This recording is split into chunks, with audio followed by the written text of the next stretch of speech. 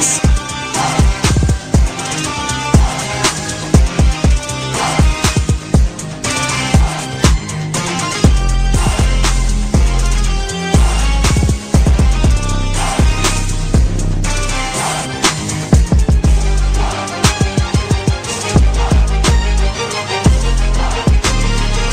Previously on X-Men.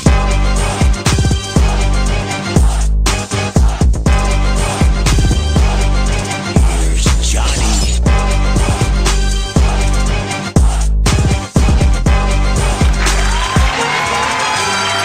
What's up, y'all? Hey. What is going on? Hello. How you guys doing out there? How you guys doing? See, y'all are already in the comment section strong, and I really do appreciate it. Welcome back to another great epic episode of Just My Opinion Reviews. Guys, this is crazy, man. I cannot believe this, y'all. This was a great episode. What are we talking about? X-Men 97, episode 5, titled Remember It, as Genosha prepares to join the UN.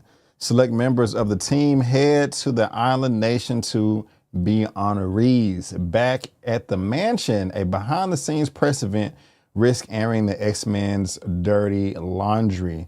Guys, I want you to let me know before we get started. Let me know how I'm looking. Let me know how I'm sounding. Please let me know if I'm crisp. Please let me know if I am clear.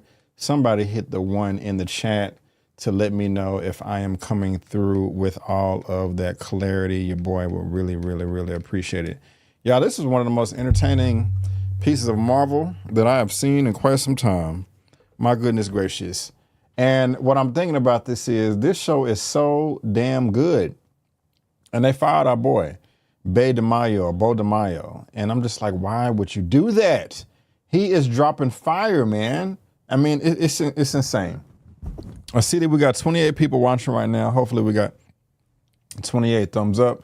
Let me go ahead and start shouting out you lovely people. We got Simba the Hollywood Reject. Exactly what I don't need.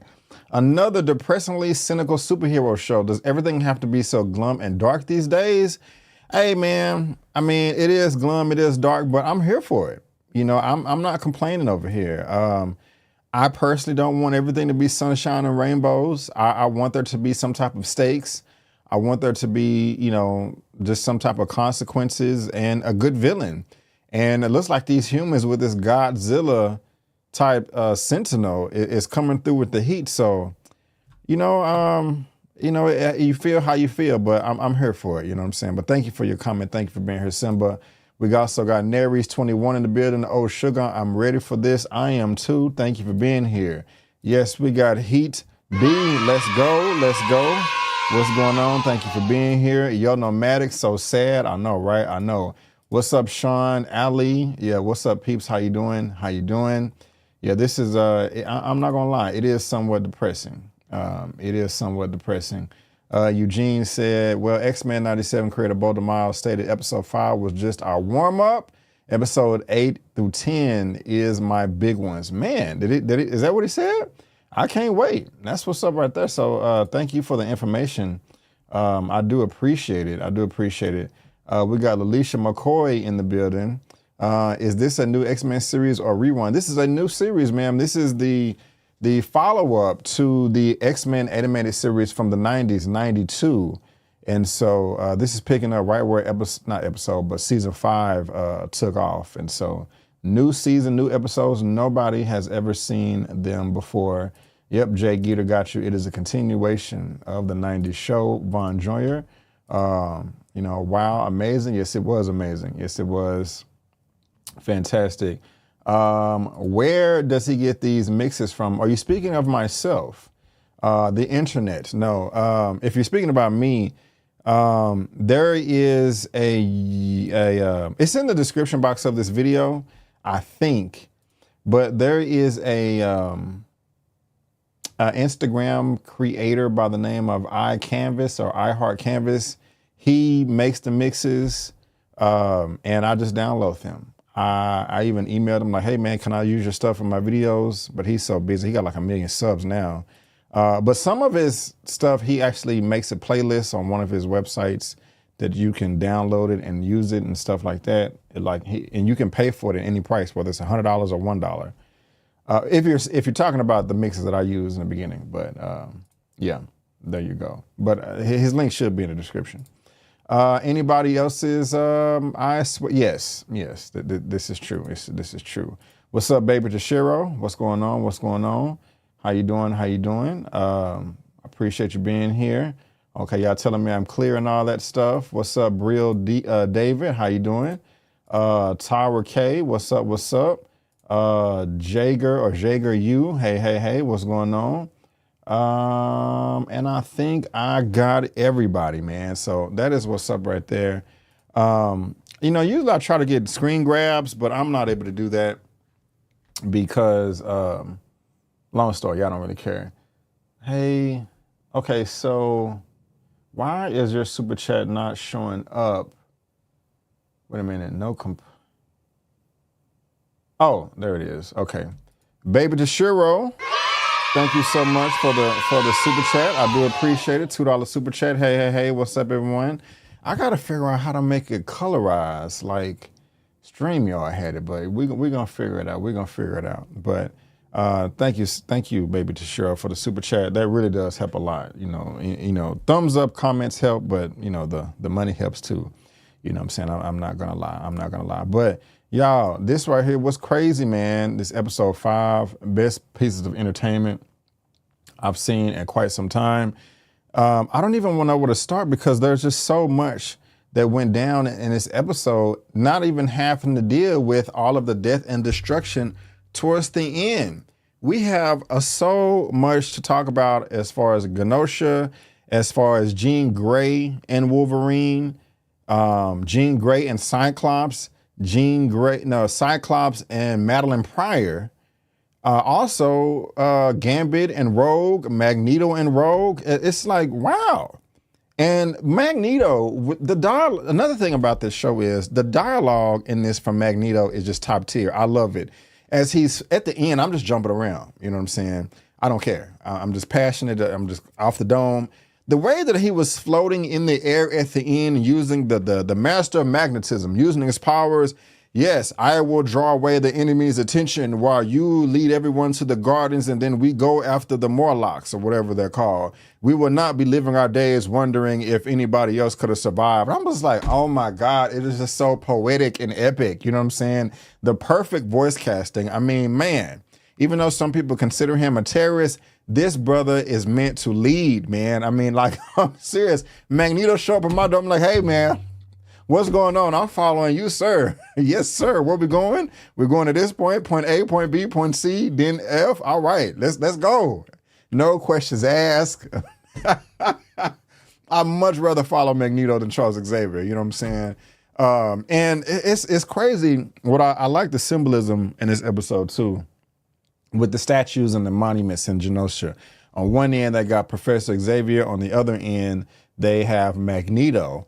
And also, Gambit in this episode was questioning his authority. Like, who in the world made him the leader? Who made him the follow? And matter of fact, and Magneto was a badass. I mean, the man was slinging subways like a whip. Slinging subways like a whip. Now, this Godzilla Sentinel has to be from the future, okay? Like Cable came from the future. And we're going to talk about Cable. We're going to talk about Nathan Summers, you know what I'm saying? It didn't make a dent at all. Magneto ain't no punk bitch. Magneto is strong, okay? This dude was just throwing metal at it and it wasn't doing nothing. Mind you, I saw the reason why I was late today because I was watching I had to watch it twice. I watched it on my, I'm not gonna wake up at 2 in the morning. I gotta get my sleep. And so, I had work and other stuff to do this morning. I watched it the first time on my lunch break. And then today at work, I work from home. It's usually slow towards the end of the day. So I was able to press play again, but I had to do all these files and stuff like that. So I had to watch it again. But another thing is, this was a great display of powers and abilities for majority of the mutants. Okay, from Magneto, from Rogue, from Gambit, whoever else was in the episode too. Just Nightcrawler. I mean, the man can teleport, but not even fast enough.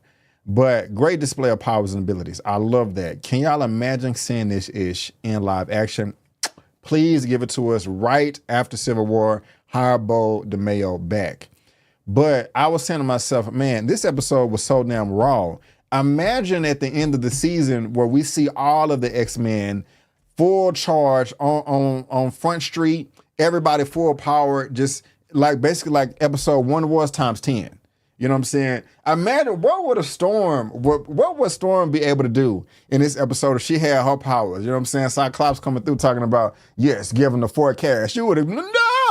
Everybody was powering up in this mug. You know what I'm saying? Like when the explosion first went off, the way that Rogue threw those rocks off her, get off me, bitch. Magneto like, You know, when Magneto died or was neutralized, you can't kill Magneto. The way that Rogue powered up, Super Saiyan, bitch. I was just like, oh my God. I was getting turned on sexually. You know what I'm saying? That may be TMI. I'm just being honest with you. It's just my opinion over here, okay? I don't normally talk like that, but the episode was just that good. You know what I'm saying? Damn, I gotta hit the horn. Like, are you serious? This shit was fire. Okay, now I'm up here geeking out about the end of the episode. Let's talk about Gambit for a second. Gambit is a G. To all the whack ass simps out there, the red pill community and all this right here. Look, you win some, you lose some, okay? And Gambit lost in this episode. Rogue was just not feeling him, and it really sucks. But the way the man handled it is the way you handled it. He did not beg. I mean, he cried, and I can't get mad. You know, you don't want to just be crying over no chick. I mean, unless it's your wife or your mama or your daughter. But they've been rocking since the beginning of comics, you know what I'm saying? And she, you know, but he handled it well. He took it like a G, like, wait a minute now. You can't touch nobody, and I love you the way you are. I'll love you the way you are. We don't gotta smash. We can smash with your clothes on. I want you, you know? And he was like, well, you know what? We can be friends. He did a thug tear, little thug cry, shook her hand, and was like, you know what? It is what it is. We can just be friends, and walked off. That is how you handle it right there. I can't get mad at him. I mean, hey, he's a human, mutant, whatever. He's going to have these emotions, but the way he handled it was lovely. But man, that was a nightmare. After he goes and tries to get his mind right, goes to the bar talking to Madeline, he sees Magneto and Rogue flying in the air with the magnetism and the powers. The shot of their hands coming together and him in the background, I'm like, damn, this is all in his face. Like, you know, you couldn't do it for me, but the Magneto can, haha. I was just like, that's just crazy right there. I mean, damn, like he got to get out of there. You know, that really sucks. I mean, that is really a pie in the face for your ass. You know what I'm saying? But the man still, that's just cruel. That is just cruel. And Rogue need to get it together. And the one thing, I understand where Rogue is coming from too. I mean, can you imagine you can't have no physical contact with nobody? First of all, you got Gambit, who can accept you the way you are. That's player right there. I mean, come on, gentlemen. How many of y'all can have a relationship? And now Rogue don't, I wish I had an image. Rogue don't have the big, bubblicious ass that she had back in the 90s. They done tuned that down. We need to get that back, rehire those animators. You know what I'm saying? But can y'all imagine trying to be with a woman and you can't be with your woman? But Gambit was still there. Like, it is not just getting deep. So Rogue should be thankful for one. However, there is one man on the planet that is a mutant too that she can relate to that it don't matter. We can get it in, we can get it in. Now, I just thought about this. Did Magneto groom her? Now, the mother was the one that introduced Rogue to Magneto in the first place. And I love that we got that backstory because I ain't never heard of that before in my life. When this show first started off, I was like, wait a minute. Rogue and Magneto had a past? They had some chemistry, some romance, some sex back in the day? Maybe. We don't need to see that. But she was talking about her evil mom. And, you know, on one side, you know, you got your mamas out there that ain't worth nothing. But on the other end, it's like, look, okay, you know, my baby here, she's a mutant. She can't touch nobody. I got to have somebody that's going to school on some game. And introduced her to Magneto. And mind you, when they first got to Genosha, y'all heard Rogue say, oh my gosh, he was right. And what did Gamer say? Who was right? Cher or whatever the hell he said. I think he was thinking Professor Xavier. In her mind, she was thinking Magneto because Magneto told her back in the day, like, hey, I got all these dreams and that we are going to have our own place, our own city and all of that. And it was pretty tough. Hold on, let me check out some of these comments. because I'm just talking my ass off right now. What's up, Mara? We got a moderator in the building. We got a moderator in the building. Okay, where you at in the chat? Yeah, this episode was amazing. Hold on, where the comment at? Okay. Yes, that was fire, man. Man, yeah, Magneto was having a tough time. What an episode, my guy. Yes. Yeah, man. Yeah. Yes. Yes, all of this. They really need to consider putting this on D+ Saturday mornings. I ain't mad at you, man. I'm not mad at you. While to do this episode after last week's filler was, I don't want to call it filler, you know. What's up, Myra? Now everybody knows why old school fans went ape shit. Yes, Abe, yay for the ape shit. Yes. Rogue definitely messed up cause when, what? Hold on. Rogue definitely messed up because he was willing not to get no touch. And yeah. But she was wanting some loving. I mean, maybe he could have charged himself up like, I'm about to come. I got 30 seconds. I can't take this. Oh, too much. Oh, they were? Double Toast was talking bad about the series? I haven't heard that. But what's up, Buck Thoughts? You saw it 3 times already. Okay. So let me okay. So where was we at? So yeah, she was reminiscing like, oh my God, Magneto was right. You know, now mind you, we know that you know, the mutant's not gonna live in them heavenly bliss or whatever. It started out great. Magneto, Rogue, and Gambit are flying in the X-Jet, coming through to Genosha. They got the parties, the celebration.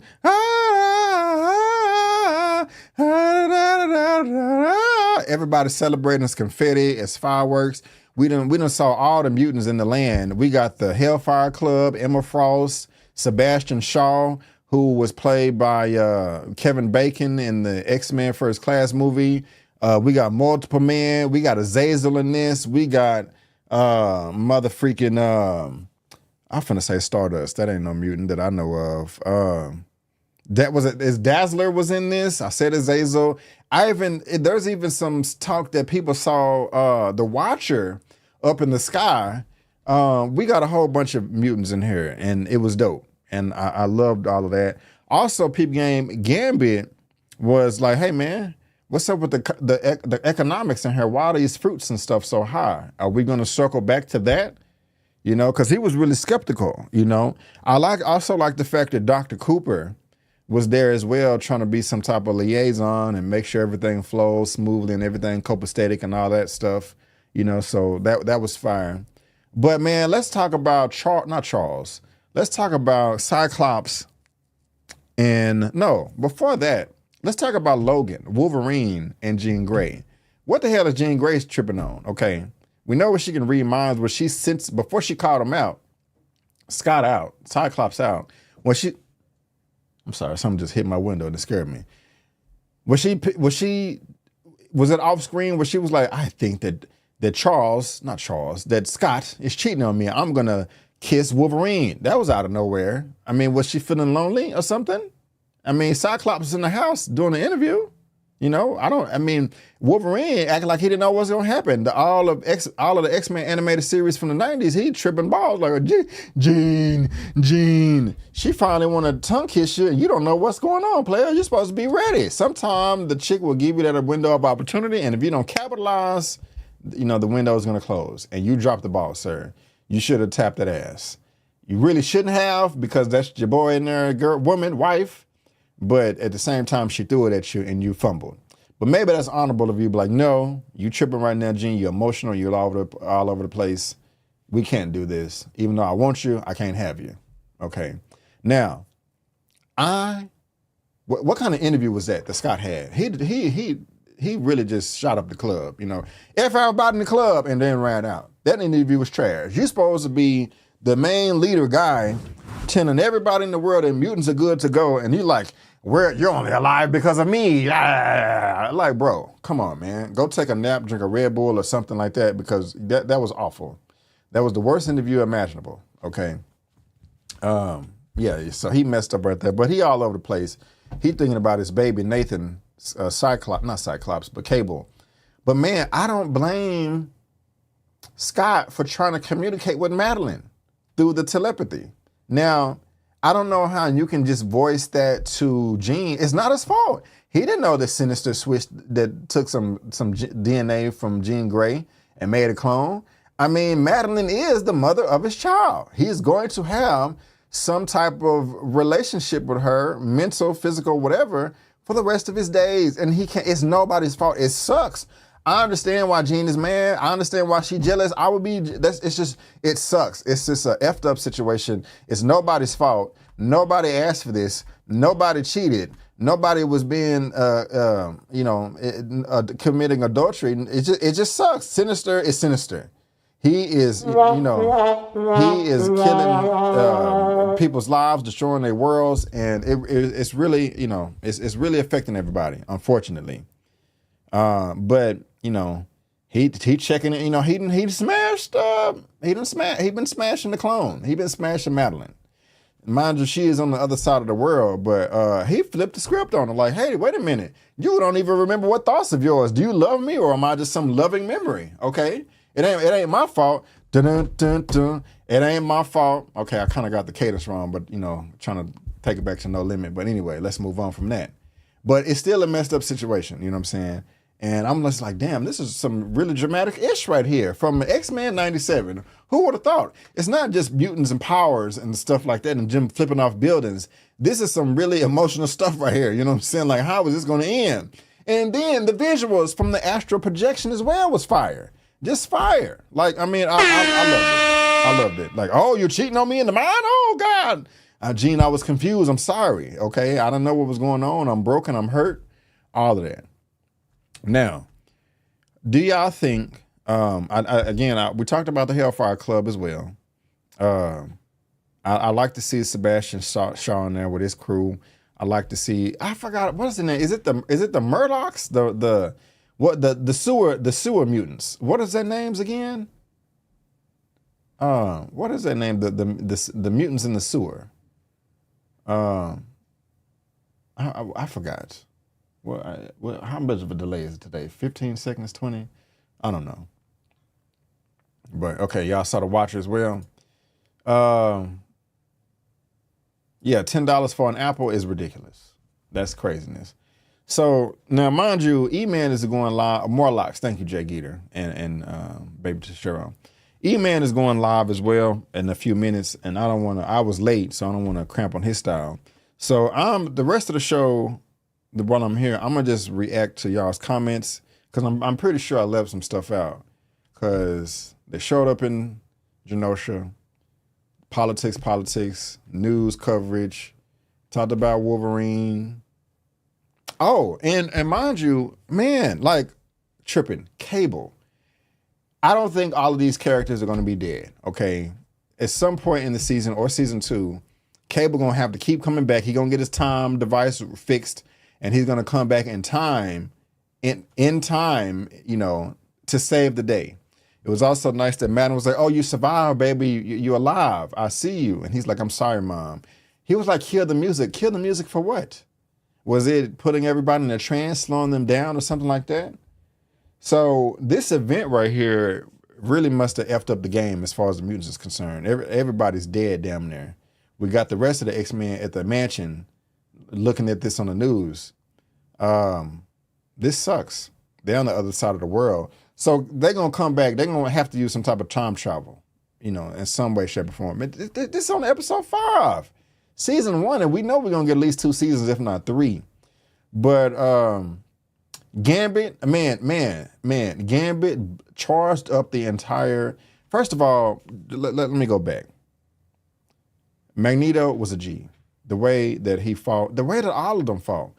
I don't know why Gambit charged up the motorcycle and threw it at Rogue. I know he was trying to save her, but you could have just threw the motorcycle at her. You had to blow her up, but she's strong as hell.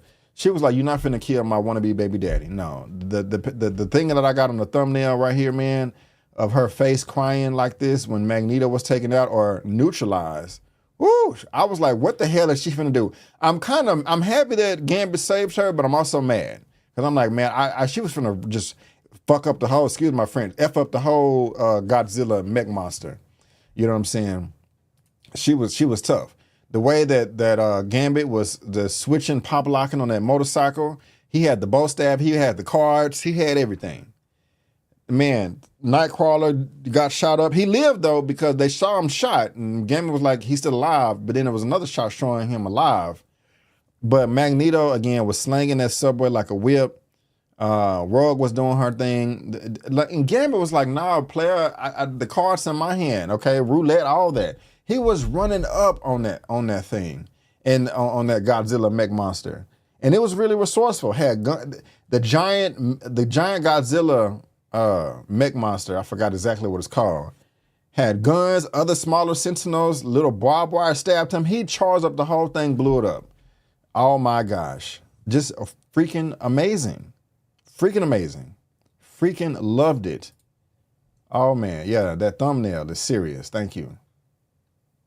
Yeah, man, we got to hire him back, man. Unless he was just doing something just crazy. You know, they had to have a good reason, because this is some of the best Marvel stuff we got in a minute. You know, like real talk. Hire Bo DeMayo to be part of the live action stuff too. I'm serious. I am serious, man. So I'm not gonna be here. I just had to react real quick. Mara being freaky, triple time. You talking about? What are you talking about? I just. But yeah, man. I'm just messing with you, Mara. So I'm just for about the next 5 minutes or so. Whatever comments y'all, whatever I missed, we're gonna talk about. Okay, so I got the episode playing back here. I can't pull it up. But what you call it? Beast was blushing when the reporter called him smart. All that, got all the mutants in Genosha. What else we got over here? We forgot sometimes Rogue has Miss Marvel's powers. Yes, this is true.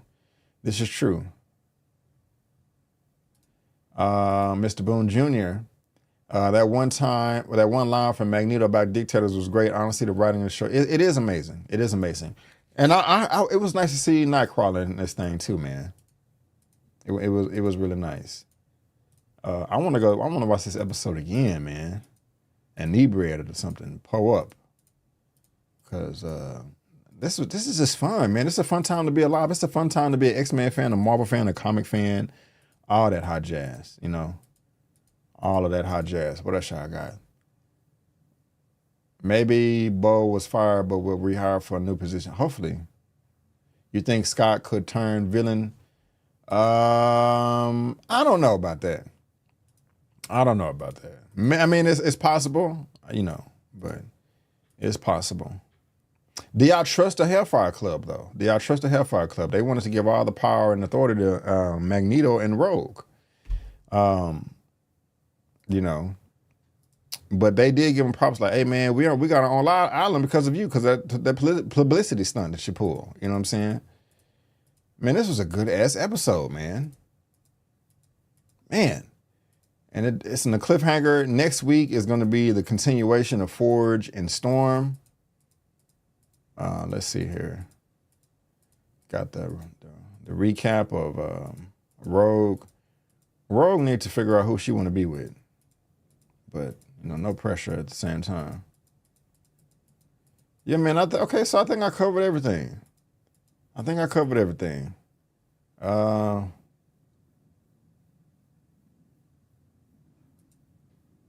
Okay.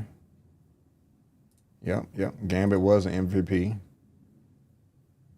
They wanted someone to take them. Okay. Yeah, man, so that's pretty much it right there. That's the episode, y'all. I'm going to go ahead and head out of here. Let me click this right here and see what Mr. E-Man is doing. Yep, he just started his live. You know what I'm saying? So I'm going to go ahead and pass. I'm going to go ahead and pass it to him.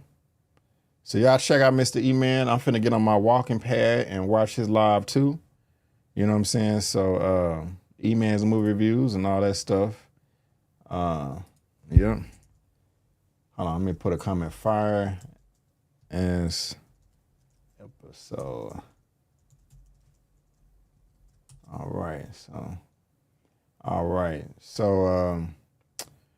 right, guys. So that's all I got for y'all today.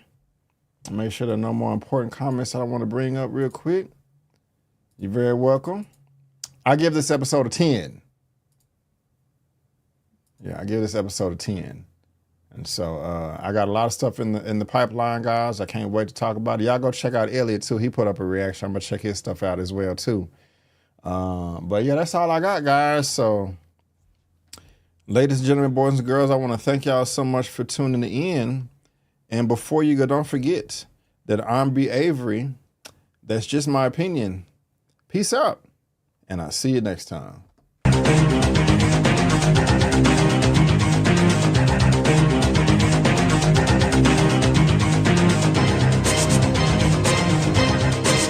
Canvas.